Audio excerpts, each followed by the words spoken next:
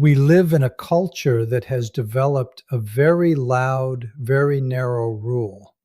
If you aren't seen, you don't exist. There is a quiet underlying assumption that visibility is the ultimate proof of worth. We've been conditioned to believe that if someone isn't posting their face, broadcasting their wins, or documenting the highlights of their daily life, there must be something wrong. People look at a private person and immediately start labeling them. They assume you're hiding a flaw, struggling with deep-seated insecurity, or that your life is simply too boring to share. The world looks at silence and sees a lack of confidence. But that is a massive misunderstanding of how high-level emotional intelligence actually works. What if the opposite is actually the truth? What if the people who show the least are actually the ones who need validation the least? When you don't need a stranger's like to feel good about your morning, you don't feel the urge to photograph it. When your self-worth is already full, you don't go looking for scraps of approval from an algorithm.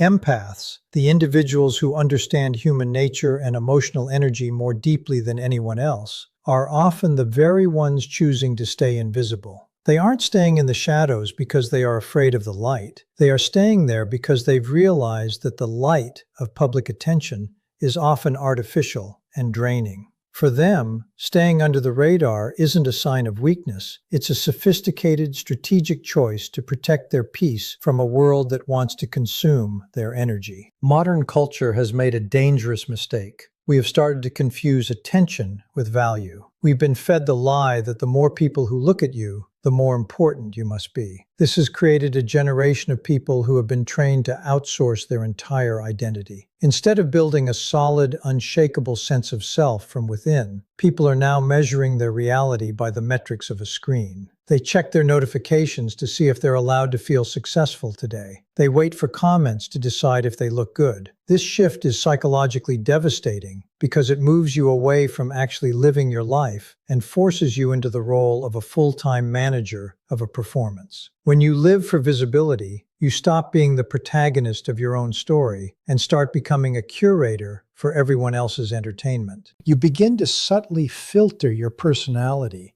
sanding down the weird or unacceptable edges of who you are to make yourself more likable to the masses. You stop asking, "Is this making me happy?" and start asking, "How will this be perceived?"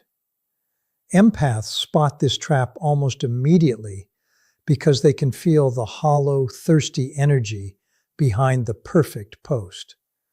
They see how quickly a human identity can become a slave to public opinion, and they recognize the exhaustion that comes with maintaining a digital mask.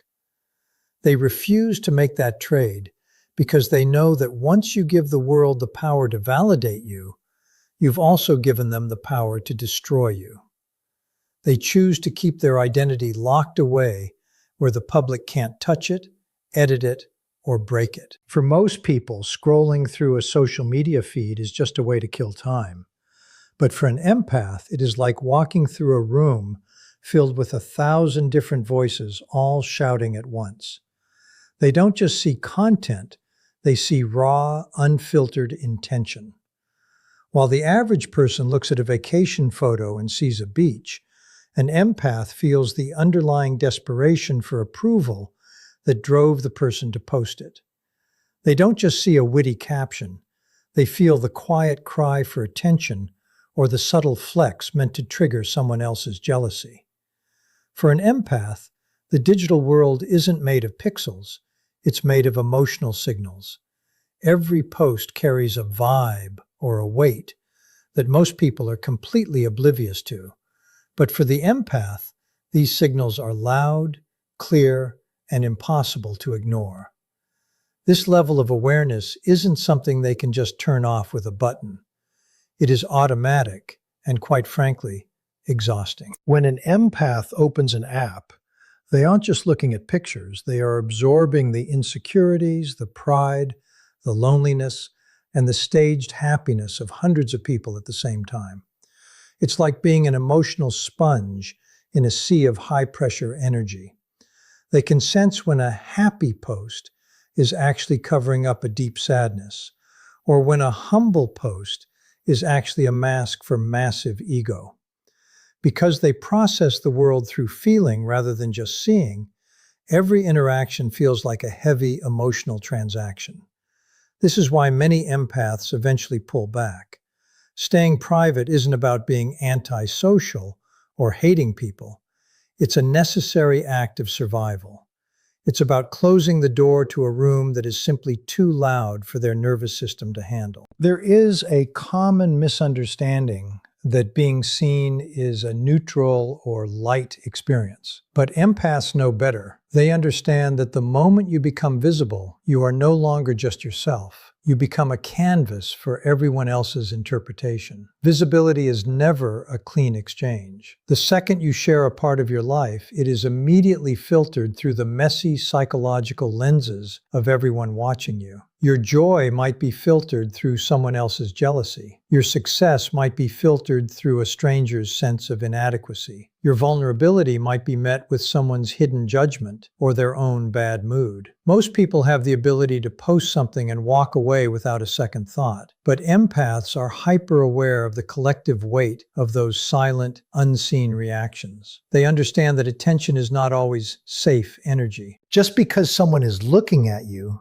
doesn't mean they are wishing you well. And an empath can feel the difference between supportive attention and predatory or critical observation. They realize that being seen by the masses often means opening yourself up to be misunderstood, projected upon, and picked apart by people who don't even know your heart. This is why they choose the path of the observer rather than the performer. They don't stay quiet because they are afraid of the world. They stay quiet because they value their internal clarity too much to let it be clouded by the opinions of strangers. By limiting their visibility, they are effectively guarding their mental space, making sure that their sense of self isn't crowded out by the noise, the projections, and the heavy expectations of a world that watches but rarely truly understands. As empaths grow and mature, they undergo a quiet but powerful transformation in how they handle the world. To an outside observer, it might look like they are becoming distant or cold, but that couldn't be further from the truth. They aren't pulling away because they've stopped caring.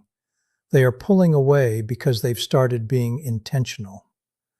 There is a massive psychological difference between being distant and being selective. Distance is a reaction born out of fear or a desire to disconnect entirely. But selectivity is a proactive strategy. It's about realizing that your time, your energy, and your presence are finite resources that shouldn't be handed out to just anyone who asks for them. A mature empath understands that they are the gatekeepers of their own peace, and they finally stop feeling guilty about keeping the gate closed to those who haven't earned a key. This shift happens because empaths eventually realize a painful truth. Some of life's most beautiful experiences lose their purity the very second they are documented for an audience. There's a specific kind of magic that exists in a moment when it is lived fully, without the distraction of a camera or the need to frame it for a social media feed. The moment you start thinking about how to describe an experience to others, you stop fully experiencing it yourself. Some moments are sacred.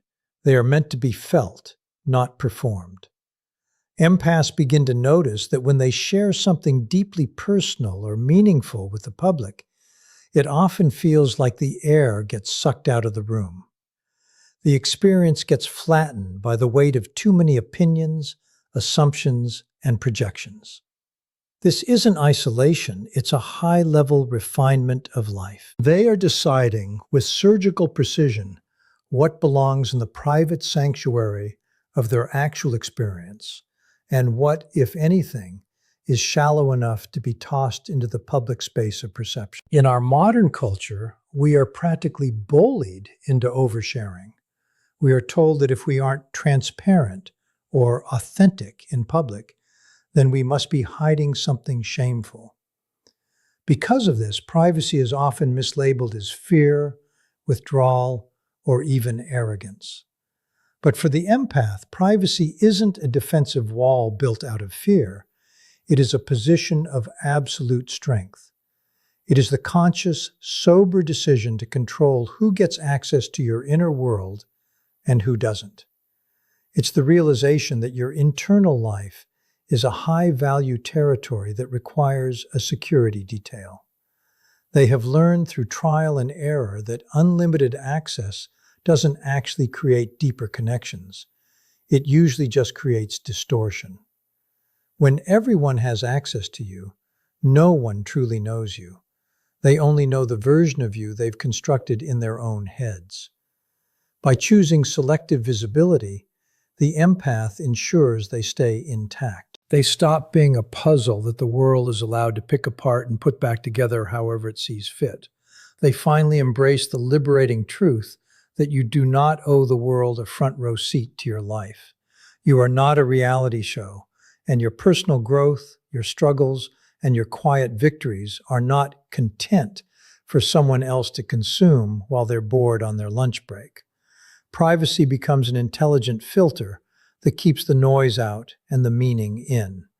It allows the empath to cultivate a life that is deep and rich on the inside, even if it looks quiet and missing from the outside.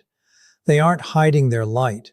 They are simply moving it to a room where the people inside actually know how to appreciate the glow without trying to put out the fire. We often like to believe that when people look at us, they are seeing us with kindness, or at the very least, neutral curiosity. But the reality of observation is much more complex and at times much darker than that. In a world of constant digital connection, we are always being watched, but we rarely stop to ask why people are watching. The hard truth is that not everyone observing your life is doing it with good intentions. Some people aren't following your journey because they want to see you win. They are following you to see how you compare to them. They watch your life like a benchmark for their own insecurities, using your highlights to measure their own perceived failures, or using your struggles to make themselves feel superior. For these people, your life isn't a story to be respected. It's a data point in a private, competitive game you never agreed to play. There is another group of observers who are even more subtle, the ones who watch purely to compete. They aren't interested in your happiness, they are interested in your strategy. They watch how you move, how you speak, and what you achieve, so they can try to outdo you or replicate your energy for their own gain. And then, there are those who watch specifically to find the cracks in your armor. They are waiting for a moment of weakness, a slip-up, or a sign of inconsistency that they can use to justify their own negative assumptions about you. Empaths are uniquely tuned into these hidden frequencies. While others might feel flattered by the attention, an empath can feel the sharpness behind a certain look or the coldness behind a supportive comment. They pick up on the emotional undercurrents of jealousy, resentment, and competition that most people are completely blind to. They don't just see the person watching, they feel the motive behind the gaze. This heightened perception changes everything for an empath, especially after they've been burned. Once an empath has experienced a major betrayal or has been deeply misunderstood by someone they let in, their entire relationship with visibility shifts. They stop treating the act of sharing as a casual, harmless hobby and start seeing it for what it truly is, a risk. They realize that in the past, what they thought was expression, just being themselves and sharing their heart, was actually exposure. Expression is about being free. Exposure is about being vulnerable to people who might not have your best interests at heart. They learn the hard way that when you show everything, you give people the tools to hurt you. Because of this, the mature empath becomes incredibly deliberate about what they reveal, when they reveal it, and most importantly, who they reveal it to. They stop giving away the blueprints of their soul to anyone with an internet connection or a curious eye. They understand that attention is a form of energy, and not all attention is safe. Just because someone has the ability to see you doesn't mean they have the right to know you. By pulling back and becoming more calculated with their visibility, they aren't being fake or shady. They are simply practicing high-level discernment. They are making sure that their most precious thoughts, their biggest wins, and their deepest vulnerabilities are only shared in environments where the energy is safe, the intentions are pure, and the observation is rooted in genuine love rather than toxic comparison. There is a massive invisible wall that stands between living a moment and recording it. In the world we live in now, most people don't even realize they've spent their entire lives on the wrong side of that wall. We have entered an era where the first instinct people have when they see something beautiful or experience something meaningful is to reach for a phone. This has created a fundamental split in the human psyche. Instead of being fully inside an experience, most people now unconsciously ask themselves a dangerous question. How will this look? They are constantly viewing their own lives through a third-person lens, wondering how a sunset, a meal, or a conversation will appear to an audience of strangers. The moment that question enters your mind, the experience is no longer yours. You have stopped being a participant in your own life and have started acting as a camera operator for your digital ghost. Empaths, however, tend to operate from a completely different internal priority. They don't care how a moment looks. They care deeply and exclusively about how it feels. To an empath, presence is not a luxury. It is a requirement. True presence demands your undivided attention, your full sensory engagement, and your total emotional availability. You cannot be fully present in a moment if you are busy framing it for social media. The second you try to capture a moment to prove it happened, you've effectively stepped outside of it. You've traded the raw, vibrating energy of the now for a flat, static image that you can show to others later. Empaths feel this internal split very sharply. They can sense the exact moment their connection to reality breaks because they tried to document it, and to them, that trade feels like a tragedy. This is why you will often find empaths at the back of the room or sitting quietly without a phone in sight while everyone else is busy recording. It's not that they don't appreciate the beauty of the moment, it's that they appreciate it too much to dilute it. They prefer the depth of a full, unfiltered, and private experience over the shallow, temporary reward of a digital like. They understand a secret that the rest of the world seems to have forgotten. The feeling is the reward. The depth of the connection, the rush of the emotion, and the clarity of the memory are more than enough. They don't need a digital receipt to prove they were there. For an empath, the proof of a life well lived isn't found in a gallery of photos or a timeline of posts. It's found in the richness of the heart and the peace of a mind that doesn't need external confirmation to know that a moment was real. They realize that the more you try to display your life, the less of a life you actually have left to live. When you are constantly performing for an invisible audience, you are never truly alone and you are never truly at peace. By choosing presence over display, the empath protects the integrity of their own soul. They allow themselves to fully dissolve into an experience, to get lost in the music, the nature, or the person sitting across from them, without the nagging need to report back to the world. This total immersion is where true joy lives. It's where psychological stability is built. By refusing to turn their life into a spectacle, they ensure that their most important memories remain pure, unedited, and entirely their own. To them, a moment that isn't shared with the world isn't wasted. It's simply kept in the only place where it can never be stolen, their own spirit. It's a common misconception that private empaths were born with high walls and a suspicious nature. The truth is actually the complete opposite.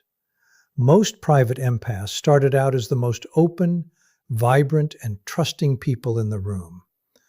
They were the ones who wore their hearts on their sleeves, who gave everyone the benefit of the doubt, and who shared their energy freely with anyone who seemed to need it.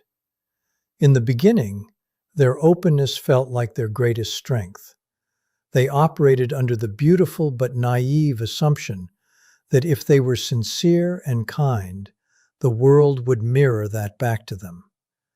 They didn't see the need for filters because they didn't realize that not everyone possesses the same emotional depth or the same pure intentions. They walk through life with their doors wide open, welcoming everyone in without realizing that some people don't know how to respect a sacred space. However, life has a very brutal way of teaching an empath about the reality of human nature. Over time, that wide-open sincerity often leads to moments of deep, scarring pain. They experience the sting of being deeply misunderstood by people they tried to help. They feel the coldness of betrayal from those they trusted with their most vulnerable secrets. They realize through a series of painful aha moments that their sincerity was being treated as a weakness to be exploited, rather than a gift to be cherished. They see that many people weren't actually handling their emotional depth, but were instead projecting their own mess onto it. This is the turning point for the empath. They realize that giving away their energy to everyone isn't an act of love, it's an act of self-depletion. The pain they've experienced becomes a powerful catalyst for a total internal redesign. This is where the shift from pain to discernment happens, and it's one of the most important transitions an empath will ever make. They don't just shut down or become bitter, they become refined. Their privacy is no longer a wall built out of fear to keep the world out. It has evolved into a sophisticated filter designed to let the right things in.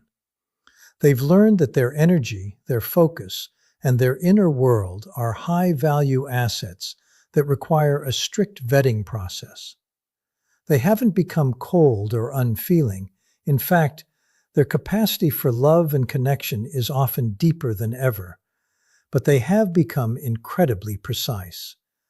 They no longer waste their best stuff on people who are only looking for a temporary distraction or an emotional ego boost. They stop performing for the masses and start focusing on the few who actually have the capacity to meet them at their level. By turning the past pain into discernment, the empath finally achieves a state of emotional stability that no one can take away. They move through the world with a quiet, calm authority because they know exactly where their boundaries are. They understand that being nice to everyone is not the same thing as being open to everyone. They choose to save their most profound insights, their most vulnerable stories, and their most intense loyalty for the people who have proven, through consistent action and shared values, that they deserve the access. This selectivity isn't about being stuck up or exclusive. It's about honoring the value of their own soul. They finally learn that you don't have to be visible to everyone to be valuable, and that the most meaningful connections are the ones that happen in the quiet, protected spaces where respect is the foundation and discernment is the guard. Ultimately, choosing to stay private isn't about hiding from the world, it's about finally showing up for yourself. It is the quiet realization that your worth is not a public commodity to be traded for likes, and your peace is not a performance for the masses. When you stop chasing the shallow high of external validation, you gain something much more permanent, a grounded, unshakable sense of self. You learn that your energy is sacred, your time is finite, and your inner world is a sanctuary that only a select few deserve to enter. By stepping away from the noise of constant visibility, you aren't missing out on life. You are finally living it on your own terms, protecting the depth and purity of your experiences so they can remain entirely yours. If this perspective resonates with you, it's a sign that you're ready to reclaim your own narrative and prioritize your internal peace over external noise. Don't forget to like this video, as it helps push this message to the people who are currently feeling exhausted by the pressure to be seen and need to hear that it's okay to pull back. If you've experienced this shift from being an open book to a selective observer, share your thoughts in the comments below. Let's start a conversation about the power of privacy. And finally, make sure to subscribe and turn on notifications so you don't miss our next deep dive into the psychology of the empath. Your journey to emotional mastery starts with the choices you make today.